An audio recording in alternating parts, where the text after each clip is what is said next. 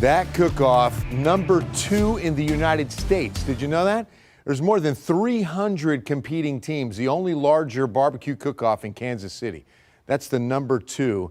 I'm going to be out there tomorrow night. It's incredible. The Lone Star Cookers are having me out. They hand out scholarship after scholarship. I get to announce for these young students who are going to be furthered in education. So it's a real joy and a real privilege for me.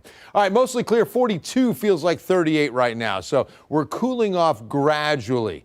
But by morning, we're going to be in the 30s for sure, and it's going to feel like the 20s because the winds are going to pick up. They might be calm now, but look at this. By 8, 9 a.m., 20 to 25 mile per hour clip out of the north-northeast. These winds won't last very, very long. They should back off by the afternoon, but because they'll be gusty in the morning, they could send wind chills down as cold as 15 or so to 20.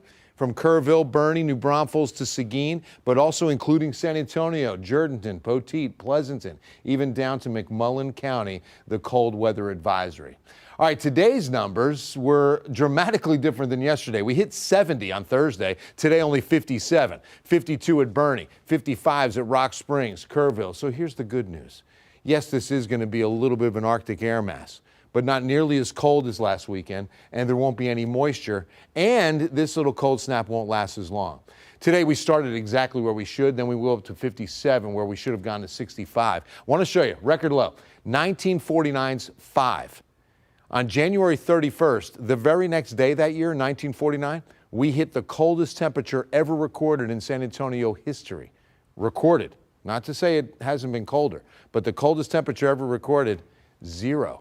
And that's coming up, the anniversary of it anyway, tomorrow. And it will stay because we're not going to get that cold. By morning, we're going to have a light freeze, but then probably mid-20s in the hill country. But remember, it's going to be a cold north wind, as I showed you. Then the afternoon, still a gusty breeze as we go to the upper 40s at the most. I think this is optimistic, 49 or 50, but then the 50s off to the west and southwest. Sunday morning will actually be colder. As the winds die down, we go down to the mid-20s in the city and metro, closer to the teens across the hill country. There'll be plenty of sunshine this weekend. The air is very dry, but it's just going to be plenty of Arctic air that's spilling in. Few little sprinkles down around Brownsville. A lot of that's not reaching the surface, but being on the back side of this Arctic blast for the east, because I'll tell you, it's a big snowstorm for the east. We're going to be getting some chilly air. All right, next week's rain chances, boy, this is not good. Models are really putting this rain farther east of us than right on top of us. Let's keep our fingers crossed and prayers. We've got extreme drought going on. We really need some rain. All right, next 2 mornings are weather impact alerts because of temperatures, not moisture. We go down to a light freeze tomorrow morning and then a little bit of a harder freeze Sunday.